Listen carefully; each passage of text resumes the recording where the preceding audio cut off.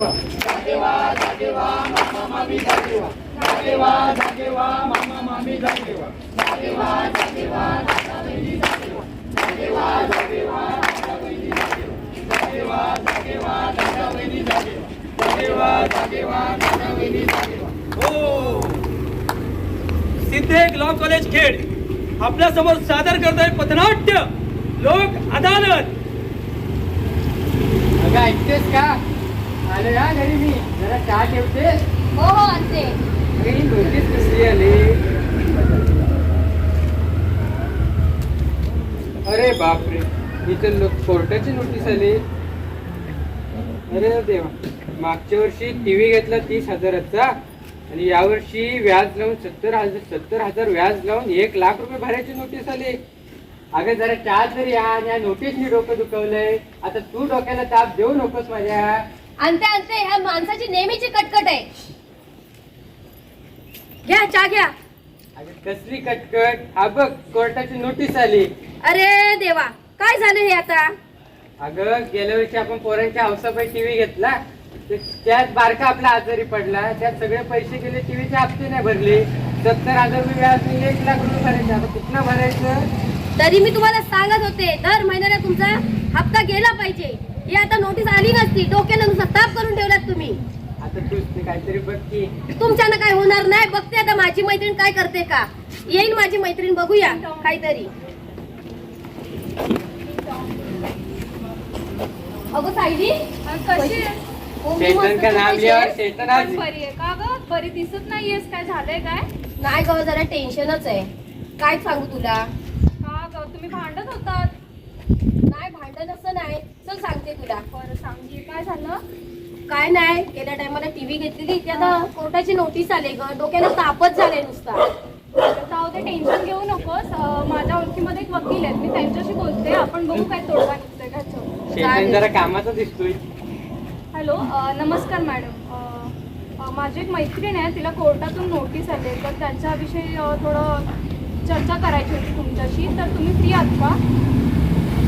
हो ठीक आहे, चालेल. मग मी त्यांना घेऊन येते तुमच्याकडे, मग आपण बघू त्याच्यावर काय तोडगा निघतोय. ते माझं बोलणं झालंय, आपण जाऊया त्यांच्याकडे.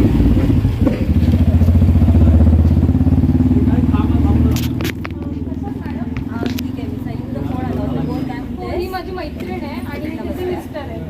तर त्यांना कोर्टातून नोटीस आली आहे, तर ती जरा बघता का तुम्ही? अगं ही तर लोक अदालतची नोटीस आहे. आम्हाला कुठे काय मॅडम कळतंय, म्हणून तर आम्ही तिला घेऊन तुमच्याकडे आलो. आम्ही अडाणी माणसं. काय असते लोक अदालत मॅडम?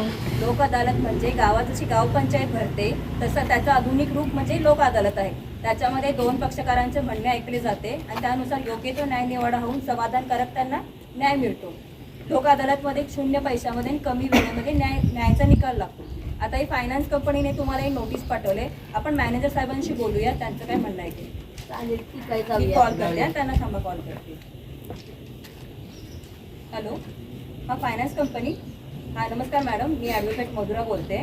माझे एक पक्षकार आहेत कांबळे, त्यांना तुमची नोटीस आलेली आहे, तर त्या संदर्भात तुमच्याशी बोलायचं होतं. येऊ का आम्ही? चालेल, चला आपण मॅनेजर मॅनेज करू.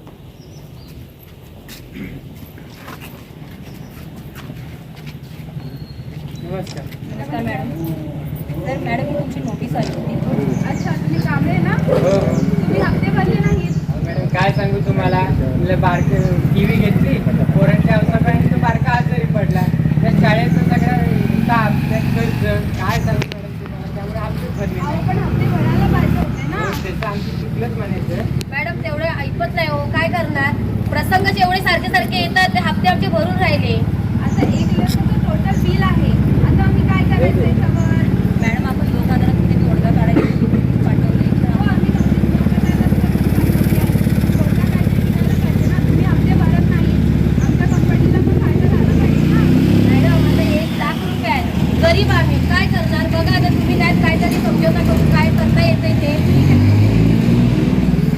ठीक आहे, 70,000 चालेल काय तुम्हाला? काय हो, कसं परवडेल. आपल्याकडे आहेत का आता 70,000? आपलं काय इकडून तिकडून 50,000 पण काय बोलताय काय? 50,000 भरायला तयार आहेत ते. तर आपण document ते करू. मॅडम ठीक आहे, मग तुम्ही 1 टाइम सेटलमेंट करत असाल तर आम्ही तयार आहोत. बघूया काहीतरी. तिकडून करू आणि जेव्हा त्यांना काय चालेल, करायचं ठीक आहे मॅडम. ठीक आहे, मग आपण मुरुड येथील लोक अदालतमध्ये भेटूया. चालेल.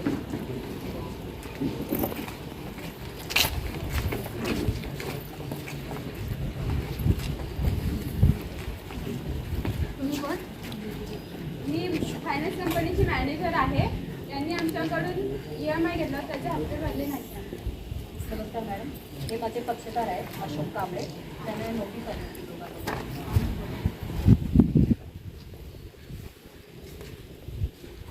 तुम्हाला हा समिट मान्य आहे का? तुम्ही तुमच्या संमतीने हा समिट केला आहात? हो, ते 1 टाइम सेटलमेंट करायला तयार आहे. ठीक आहे. त्या सह्या करा. तुमची सही करा.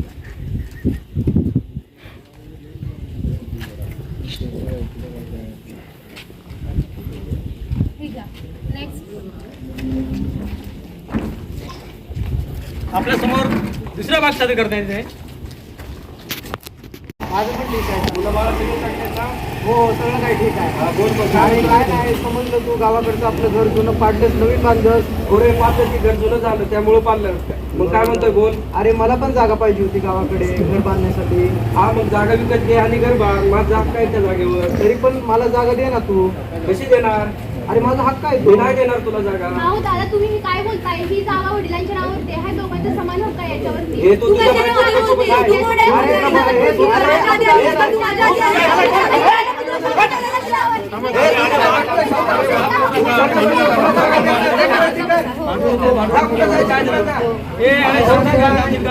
तर काय झालं?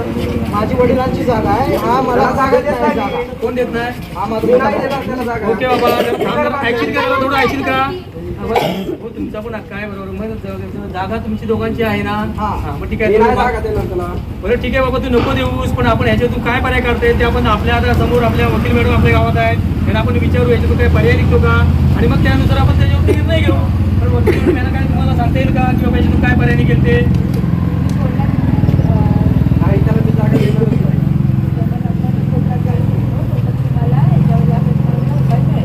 पैसे आणणार कुठनं? सगळं जाऊ दे, कमवलेलं करू ह्याच्यात दे. घालवायचं. अरे करू दे त्याला जाऊ मला दे. पण सारखं जिथं मुंबईत जायचं यायला तिथं जरा जा. परवडत नाही. अरे कंबाईन काय माझ्या घरचं नाही आहे. जायचं ते कर.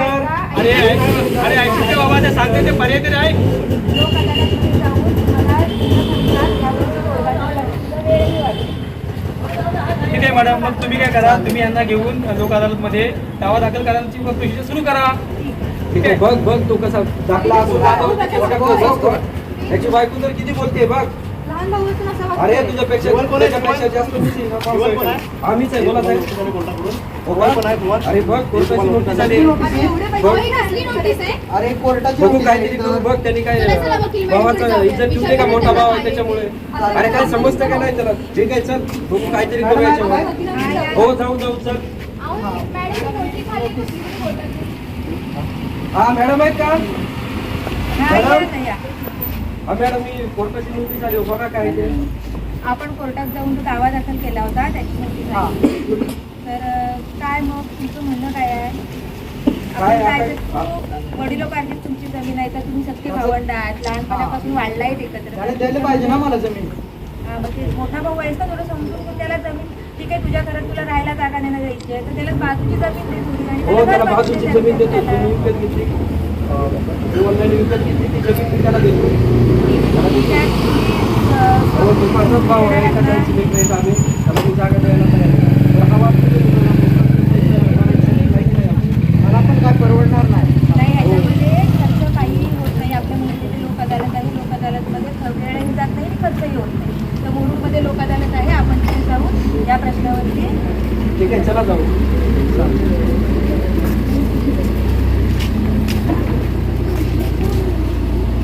नमस्कार मॅडम. नमस्कार मॅडम. तुम्ही कोण?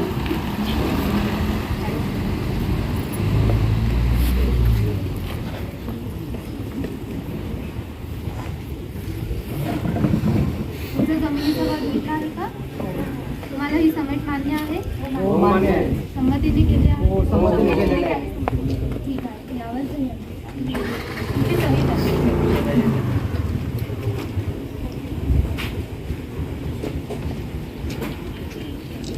तुला पुढची केस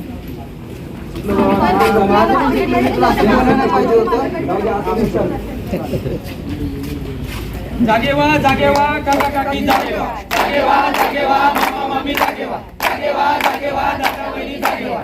हो बरं का मंडळी, ऐकलं तुम्ही?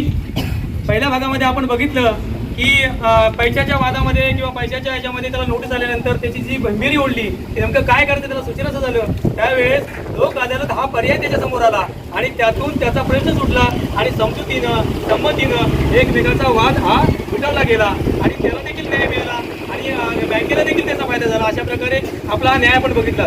त्याचप्रमाणे दुसऱ्या भागामध्ये बघितलं, दोन भावांच्या जमिनी संदर्भातला वाद जेव्हा आपल्या समोर आला तेव्हा त्या दोन भावांनी एकमेकाच्या अगदी सख्खे भाऊ असून सुद्धा पक्के वैरी झाले होते आणि अशा पद्धतीचा वाद देखील लोक न्यायालयामध्ये जाऊन त्याला देखील घर बांधण्यासाठी सुद्धा जागा मिळाली.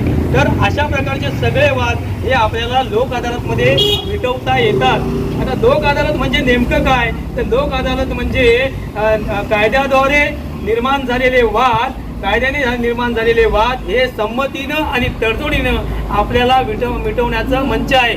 आणि या मंचावरती दोन्ही पक्षाच्या वतीनं संमतीनं त्याचप्रमाणे तडजोडीनं झालेले वाद हे मिटवता येतात आणि आपल्याला राज्य विधी सेवा आयोग असेल किंवा त्याचप्रमाणे राष्ट्रीय विधी सेवा आयोग असेल, त्याचप्रमाणे जिल्हा विधी सेवा आयोग असेल, आपला प्राधिकरण असेल, त्याचप्रमाणे तालुका विधी सेवा प्राधिकरण असेल, यांच्या माध्यमातून आपल्याला हे सगळे वाद हे मिटवता येतात. त्यामुळं 1987 साली मला एक प्रश्न विचारायचा आहे की यामध्ये कोणते वाद मिटवले जातात? याच्यामध्ये सगळ्या प्रकारचे वाद मिटवले जातात. हे जे वाद आहेत हे सगळे वाद आपल्या तालुका विधी प्राधिकरणामार्फत तालुका लेवलला आपल्याला मिटवता येतात आणि याच्यामध्ये दिवाणीच्या न्यायालयामध्ये दाखल झालेले सर्व प्रकारचे वाद याच्यामध्ये मिटवता येतात. त्याचबरोबर तुमच्या संपत्तीचे वाद असतील, तुमच्या जमिनी संदर्भातले वाद असतील, तुमच्या अगदी कामगार यांचे काही वाद असतील, त्याचप्रमाणे वैवाहिक जीवनामधले काही वाद असतील, त्याचप्रमाणे अगदीच तुमचे कौटुंबिक काही वाद असतील, पोटगीचे वाद असतील किंवा किरकोळ स्वरूपातले सगळे वाद हे या न्यायालयामध्ये मिटवता येतात. आणि कोणते नाही मिटवता येत?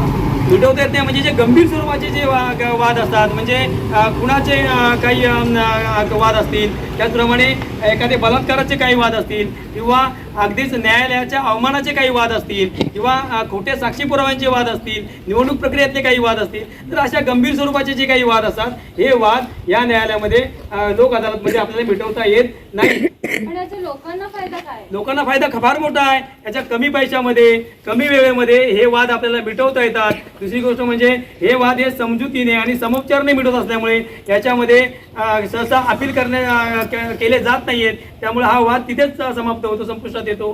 दुसरी गोष्ट म्हणजे आपले जे मिटवलेले वाद आहेत याच्यामध्ये कुठलाही द्वेष राहत नाहीये किंवा त्याचा कलह राहत नाहीये किंवा नंतर हे उद्भवत नाहीये. त्यामुळे हे वाद त्या लेवलला मिटवले जातात आणि त्याचबरोबर याच्यामध्ये दोन्ही पक्षांची कोणाचीच हार नसते आणि कोणाची जीत नसते. त्यामुळे समटीने झालेले वाद असल्यामुळे अशा प्रकारचे वाद हे चांगल्या प्रकारे आपल्याला या लोक अदालतमध्ये मिटवता येतात. त्यामुळे सर्व माझ्या नागरिकांना, सर्व ग्रामस्थांना आणि सर्व आपल्या समाज बांधवांना विनंती आहे की अशा प्रकारचे वाद, किरकोळ स्वरूपाचे वाद असतील, हे वाद आपण लोक न्यायालयामध्ये जाऊन मिटवले पाहिजेत. त्याचे फायदे आपल्याला खूप आहेत आणि हे शून्य याच्यावरती आपल्याला ते मिळवतात, शून्य किमतीवरती. याची किंमत फार शून्य आहे, याला कुठलाच खर्च येत नाहीये. त्यामुळे असे वाद हे लोक अदालतमध्ये जाऊन आपण मिटवू शकतो. म्हणूनच आपण म्हणूया की लोक न्यायालयामध्ये वाद मिटे, लोक न्यायालयामध्ये वाद मिटे, टिकून राही सन्मान, टिकून राही सन्मान, वेळ पैसा दोन्ही वाचे, वेळ पैसा दोन्ही वाचे, शिवाय मिळे समाधान, शिवाय मिळे समाधान. म्हणूनच सगळ्या मंडळींनी जागे व्हा, जागे व्हा, जागे व्हा, जागे व्हा, जागे व्हा, जागे व्हा, जागे व्हा, जागे व्हा, मामा मामी जागे व्हा.